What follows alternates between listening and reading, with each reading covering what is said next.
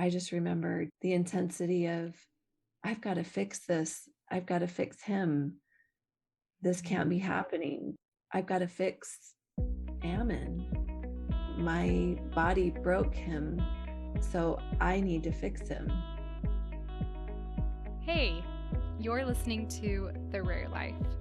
I'm your host, Madeline Cheney. Today, I am thrilled to give you Wendy Hare's special topic episode all about guilt and shame regarding our disabled children. I feel like there are so many angles on this topic because it is so important and multifaceted. So way back, episode 22 was a solo episode all about the guilt and shame I was experiencing after finding out I gave Kimball his faulty gene that caused his genetic syndrome. And my brain was yelling at me ruthlessly that I caused his suffering, more specifically. That one hit home for a lot of other carrier parents, which makes sense. But it also hit home for several of you that didn't necessarily pass the gene on to your child, but for whom you feel responsible in other ways. And Wendy was one of those parents. One night she sent me a text because I know her personally after she listened to it, and she described the impact it had on her. And honestly, it was one of the most powerful messages that I've gotten from a listener about the podcast. It was a really cool experience for me. So it would only be appropriate for us to dig into the guilt and shame she has experienced and grappled with while raising her 15-year-old son, Ammon, for today's episode. In this episode, she shares the debilitating guilt and shame that she experienced as a young mom, and how she's been able to navigate those really tough emotions and actually change that into a really healthy relationship with her guilt and shame, which I think is really cool. I'm just so excited for you to listen to this and to feel seen and validated for whatever difficult emotions you feel in those dark, protected places of your heart. Every experience and emotion is so valid. All right. Let's dive in. Hi, Wendy. Welcome to the show. Oh, hi. Thank you. I'm such a fan of this podcast. It has tremendously blessed my life. So thank you. Awesome. I'm so happy to hear that. It makes me really happy. So I'm really excited to dig into your special topic episode all about guilt and shame, because those are definitely things I think that everyone in this community has felt in different degrees. And so, I just think it'll really resonate with a lot of people, and I'm excited to dig in. So when we were chatting beforehand, we kind of I guess honed in on two different sources of the guilt that you have felt. And one was feeling like you caused Ammon's disabilities, and also feeling the pressure to do it all. Because, as we all know, between therapies and appointments of all kinds and just everything, we just have so much asked of us. And I don't think we really can do it all. And so I think everyone feels that guilt for not doing it all because we can't. So I also think these are really intertwined, because I think, as you mentioned previously, that feeling like you caused the disability can intensify this need that you feel to fix it or to do it all. And so I just think that they play off of each other a lot too. I would love to hear your first memory of experiencing this guilt or this shame.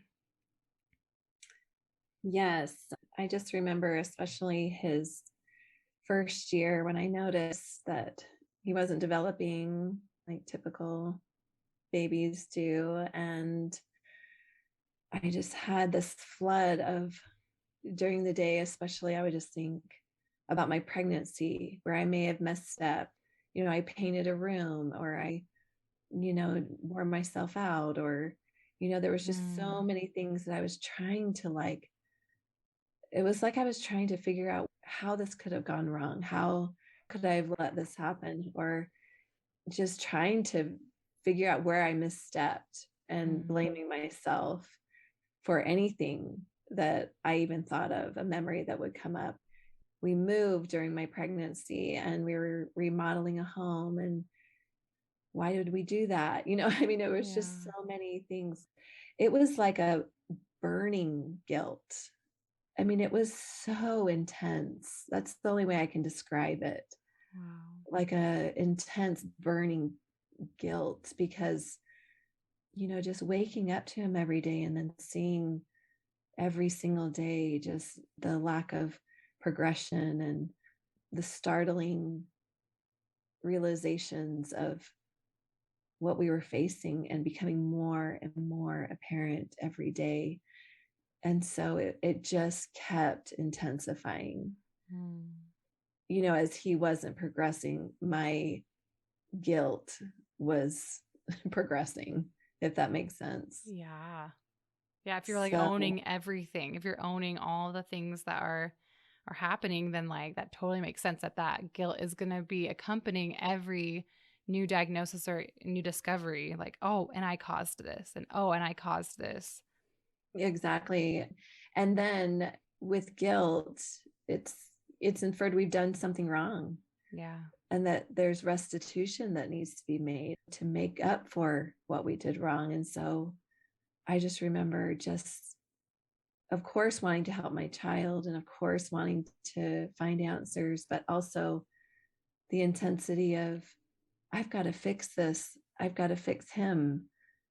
This can't Mm. be happening. I've got to fix Ammon. My body broke him, so I need to fix him, Yeah. which sounds completely irrational, but No, but I totally get what you're saying. And I think most people have felt this before. I do think that there's like a lot of like when looking back at these emotions, a lot of people will talk about how they feel guilty talking about, feeling guilty or like whatever, like feeling guilty, like talking about our children's disabilities and stuff in that way of like in the way that we experienced it in the early days. Cause, then like you talked about in the first episode, like you evolved to like recognize like, oh no, this is just Ammon and, he's doing things at his own pace. But it's really important to emphasize that all of these feelings are so valid, like feeling like he was broken and feeling like you broke him.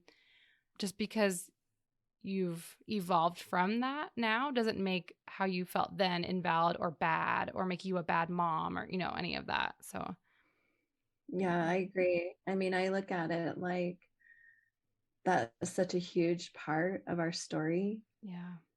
And it's what makes the part of our story now even more beautiful Yeah. because where we were. Yeah. Um, Yeah. I totally agree with that. But yeah, like I think when people try to logic away, those emotions like guilt, because they're really illogical most times. I don't know. Like I've often felt protective of my guilt, which sounds strange, but just to be like, it feels so real. I think it just feels so real in that moment. And so it's like, no, you can't disqualify what I'm feeling. Like this is my reality right now. And I need to process through this. Like there's no other way. You can't logic it away. You have to process through it.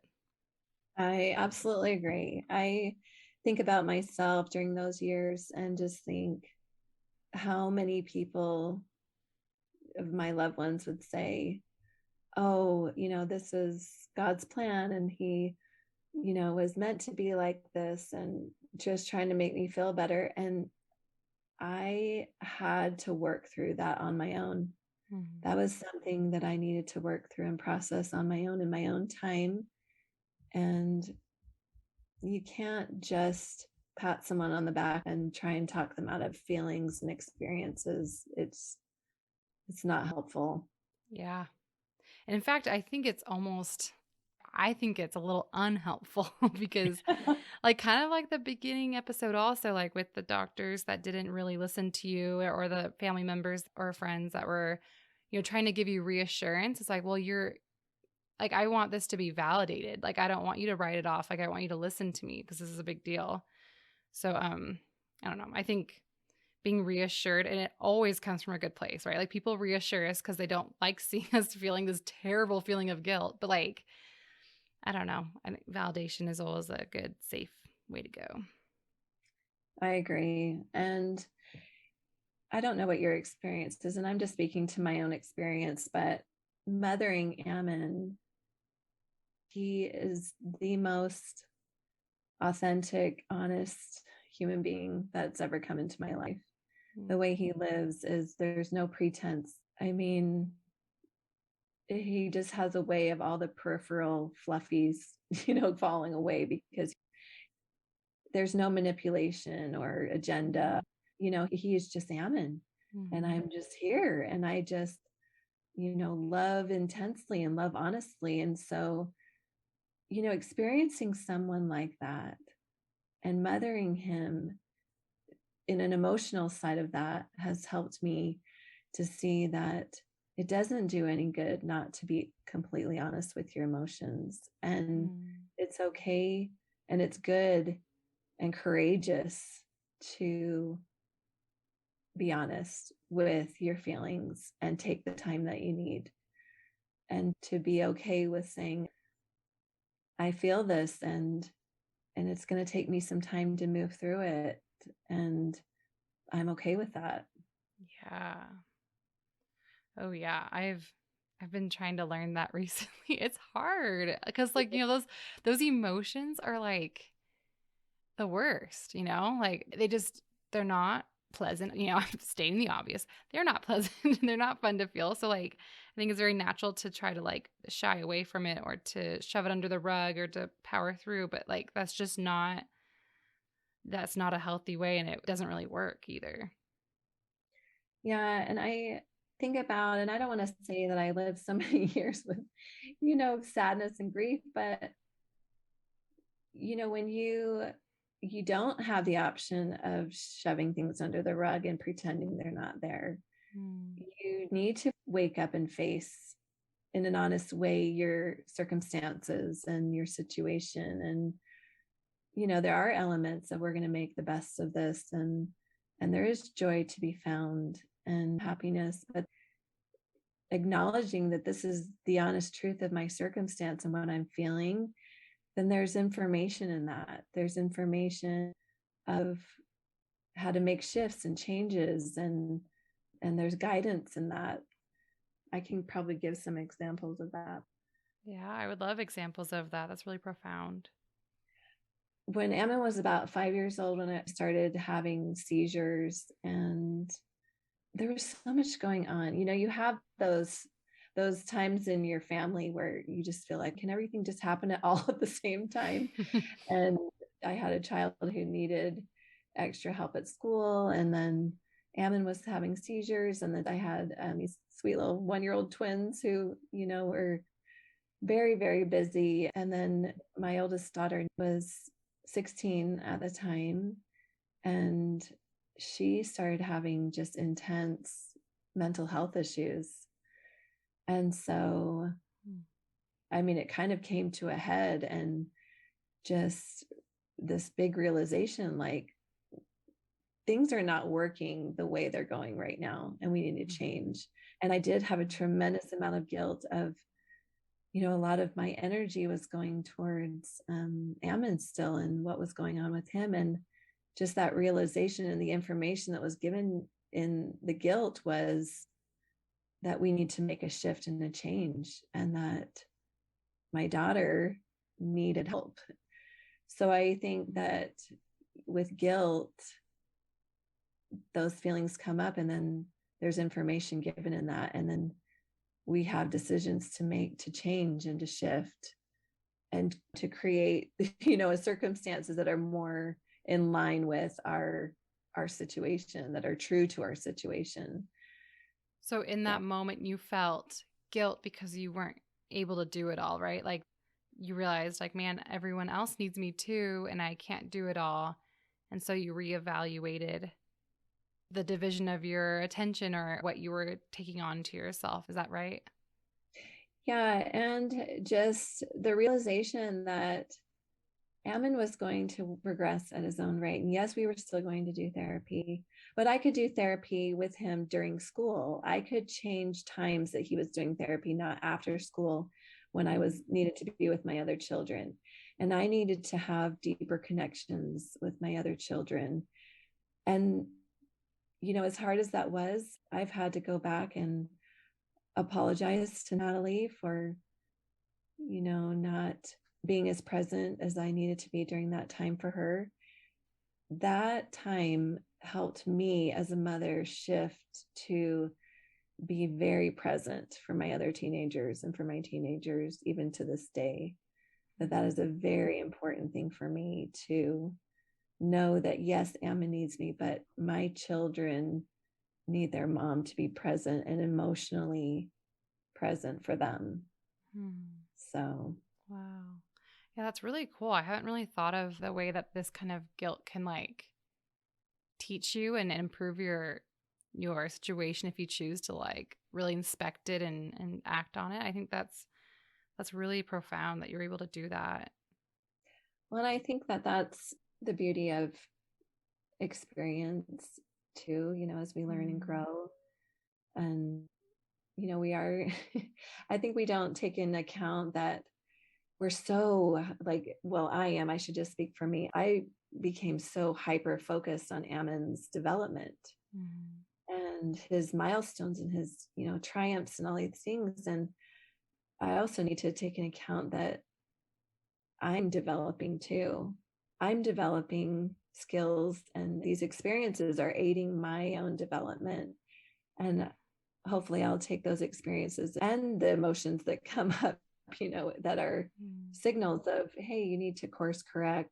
Yeah, I think I don't know. I've had experiences too in my life where like specifically with therapies and Kimball, because that brought that memory up, but like of being like, I can no longer do what I've been doing. Like, nope, no more, can't do it. And I think those feelings are really helpful too, even though they feel a little scary, but just to be like, no, like no more, like something needs to go. And a lot of times, especially with our kids, like where they, all the therapies and, everything going on, all the appointments are touted as required and non-negotiable.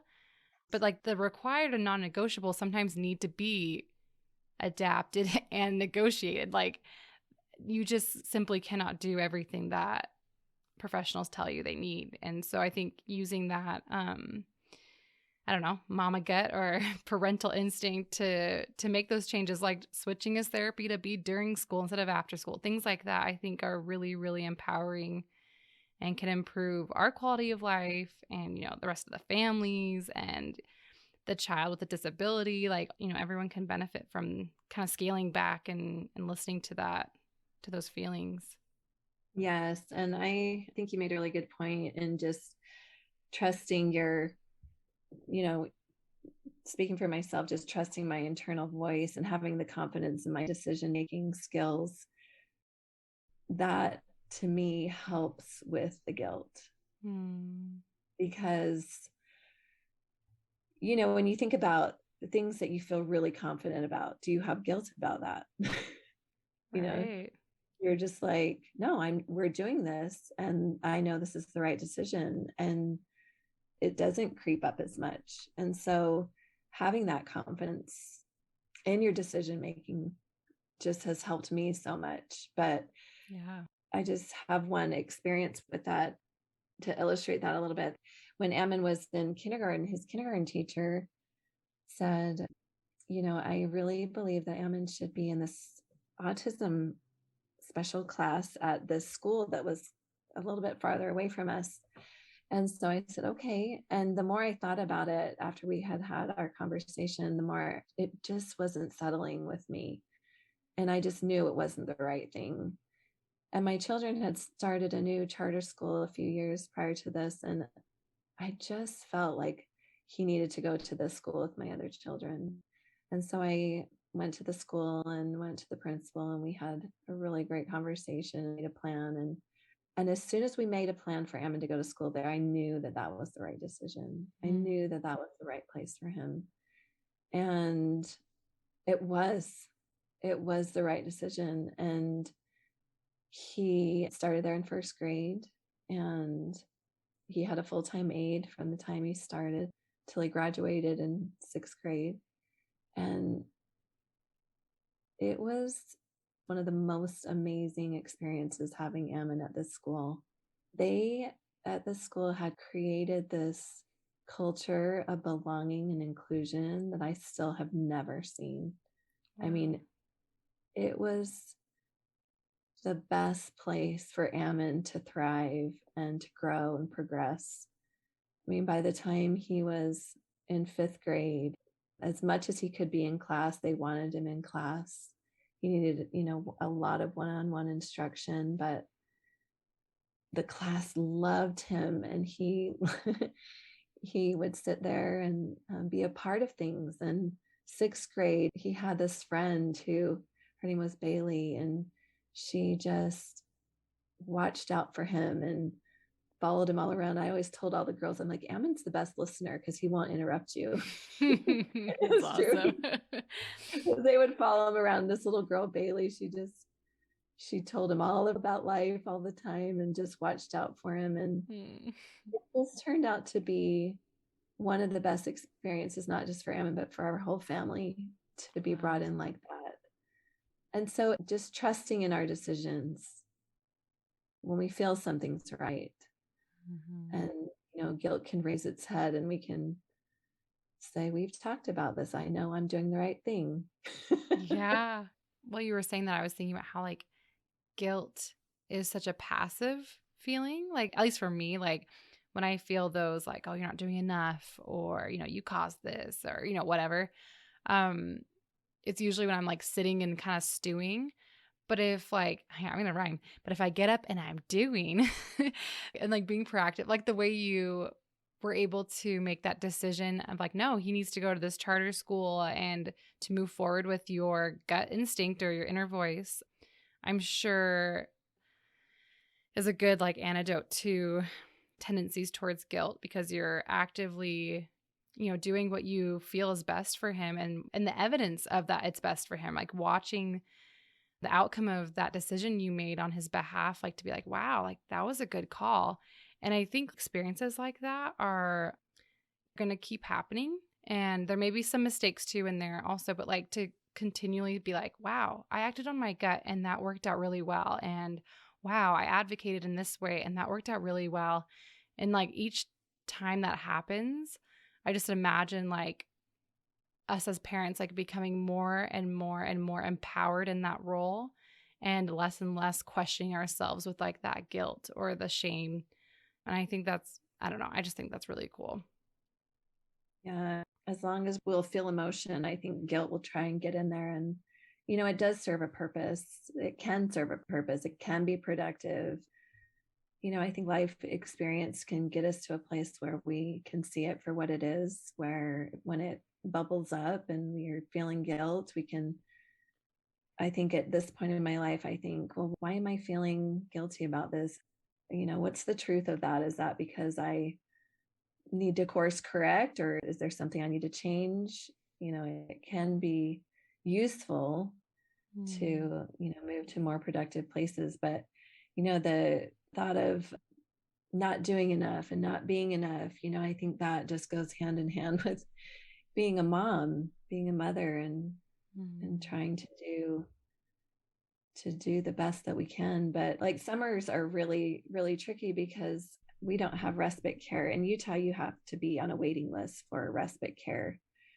And those waiting lists can be, 8, 9, 10 years to just receive respite care for help that we need so desperately. And Ammon is a runner. And so I have to know where he is every moment of the day, because he doesn't know danger. He doesn't know cars are dangerous, as much as we've worked on that in ABA therapy. And he doesn't know he can drown. He's not afraid of water, and try as we might, he doesn't understand those concepts of danger. And so by the end of the summer, I am just completely worn out and running out of steam as every week progresses. And so, and every summer I've just felt so much guilt because I think, man, I just am a loser, because I just feel by the end of the summer, I'm just like, oh, just ready for school to start and, just needing help.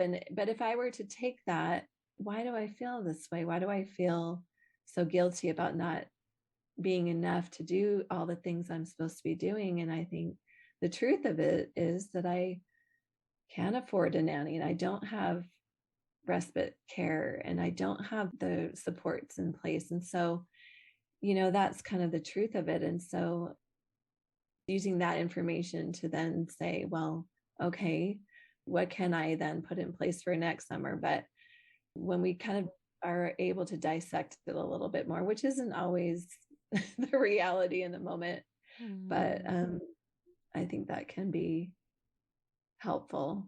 Yeah. Yeah. Because to me, that sounds like it's transforming like guilt and shame and those kind of feelings into self-compassion. Because then you're like, yeah, makes sense. I feel this way. Like I have no help and I need help. And I think giving yourself that self-compassion, even just in and of itself, even if you can't think of solutions or whatever, which is, extra awesome. But just being able to validate yourself, like, yeah, makes sense. Like this is really hard, I think is really helpful. Yeah, I think the level of grace that we give ourselves should Mm, match the difficulty. yeah. So, obviously at this point you have a much healthier view of, guilt and shameful emotions and things like that. And you've talked about how in the beginning you felt steeped in that burning guilt. Was there like a moment of clarity, or was that like more of a transition? Like how did you get from that point to this? Yeah, I that's a really great question because it is such a process of processing those really heavy emotions. And I remember this experience that I had where I was running into Target and just to grab a few things, just kind of in a hurry running through Target. And I rounded a corner and there was a mom standing there and she was standing in front of her cart and she had a little baby in the front. And then beside her was this little girl and she had one of those little child harnesses on that her mom was holding the end of. And I looked in that little girl's eyes and it was like looking at Ammon because there was something about her that reminded me so much of Ammon. And she was making noise and she was probably about 4, probably about the same age he was actually. Mm. And then I looked at the mom and I recognized her face, not as in I knew her, but I recognized the emotion in her face because I knew what she was feeling. Just looking at her face, it was like me looking at myself. It was like I was standing there looking at myself. And here I am watching her trying to, shop and keep the baby happy and hold on to this sweet little girl. And I I turned to my left and put everything down that was in my arms that I was, piling up to go check out. And I just put it on the shelf. And I walked out of the store and I went in my car and I sat and I just started crying. And it was because I had so much compassion for her. I I was so enraptured in like all of the guilt and the grief that I'd never considered giving myself compassion. It wasn't even something that I had felt for myself during that time.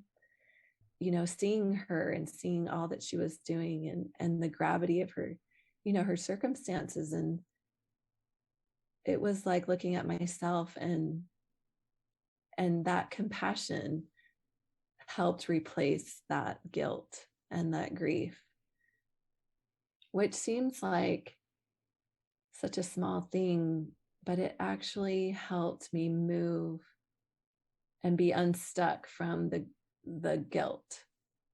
Because, I remember thinking, this is big.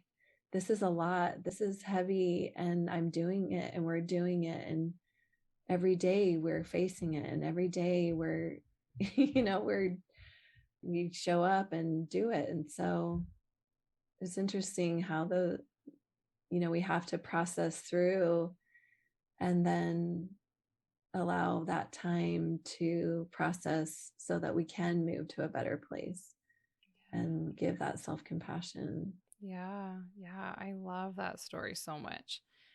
I think it's easier to see, from a distance, like to see someone else and then to have compassion for them and then to recognize ourselves in them and be like, well, that's really similar to my situation. And to be able to see yourself almost as like from a distance from that perspective, I think is really, really helpful. And, those feelings of like, wow, this is hard, this is heavy, this is big, and we're doing it. Like those kind of feelings, like I think a lot of times they're perceived as like complaining or like whining, like, no, I just need to like push through it or whatever. I think like it's actually really key because we're not complaining. Well, and I don't know, maybe it's a form of complaining, but I think it's a healthy one where like you are validating your struggle and you're like, yeah, that's why I'm hurting so much. And that's why it's so hard because like, look at that. That's really big and that's heavy and that's hard. I think that's really, really key in that process. And I think it's counterintuitive because it's like, oh, I want to get better and I want to feel better. So I'm going to go feel sad about my life. Like it doesn't really make sense, but I do think it's key. Yeah, absolutely. And just honoring that, I had a therapist one time teach me that phrase, and it has just stuck with me because she asked me that. She said, "Are you honoring your experiences?" And I Hmm. thought, no, I don't. I just am soldiering on. You just kind of Yeah. think, no, I'm giving myself a hard time. And why am I beating myself up and feeling like I'm falling short and coming up short? And I'm sitting across from my therapist, and she's saying to me, you need to honor these experiences, the gravity of them and the heaviness of them, so that you can experience that self compassion. Yeah. Yeah, totally. That really resonates. And like honestly, like that's one of the main like goals with the podcast itself is like that as we listen to each other's stories, we can see ourselves kind of like that moment in Target. Like it's setting up like a Target moment of like, whoa, like that really resonates what she's talking about. That's been my experience too. And then, when we're interacting with other people, it's easier and comes more naturally to be compassionate and to kind of process through things. And so I think, that's definitely something I believe in, that power. Yeah. And I think, guilt is one thing, and shame feels even heavier because, shame, from what I've learned, it just thrives kind of isolated in the dark. It's kind of the darker side of the guilt. And so I feel like bringing it to light, like your podcasts, where people can talk and share those experiences. I mean, me feeling like my body broke Ammon's body, I hadn't told anyone that.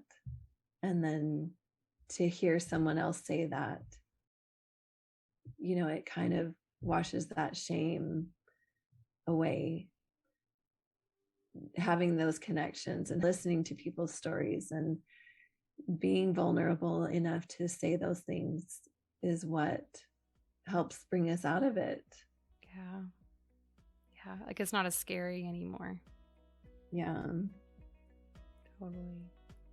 Well, thank you so much, Wendy. I really, really enjoyed this conversation, and I think it's really important. And I just really appreciate your vulnerability in talking about, these experiences you've had and the evolution that you've experienced. Thank you, Maddie. If you think you could use the extra support and help of a therapist, I recommend checking out our sponsor, BetterHelp. They offer licensed therapy via video calls, phone calls, chat, and texting. And it's also more affordable than traditional in-person therapy with financial assistance available. And I just love the accessibility of this platform, especially for parents like us. So check out the link to look into that more and to get a discount for your first month of services. Join me next week as I chat with mom and therapist Amanda Griffith Atkins about health anxiety relating to her children and ways to cope and deal with that very real aspect of our lives. Don't miss it. See you then.